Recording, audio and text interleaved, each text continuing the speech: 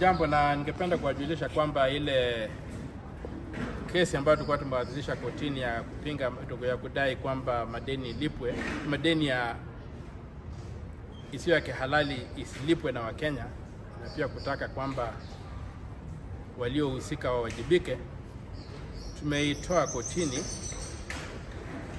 kwa sababu tulipokuwa kule kotini tumekutana na maswali ambayo haichangii kusuluhisha ili swali ili hoja vizuri, na kwa vile ile kesi tulikuwa tumewakilisha kwenye mwaka wa 2015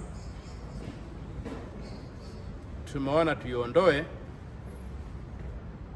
ili tuwasilishe kesi mpya ambayo tunaenda kuwasilisha kotini leo.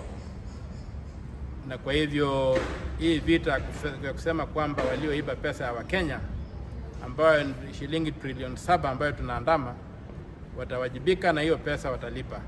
So msife moyo. Hii ni kama ukiwa kwenye basi alafu uambiwe kuna bomu kwenye hiyo basi, hata kama hujafika kwenye unaenda unashuka njiani ili upande basi nyingine. So hilo ndio tumefanya, na tungeona hakuna haja kwenda kulipuliwa na umeshaambiwa kuna bomu kwa hiyo basi. Asanteni sana.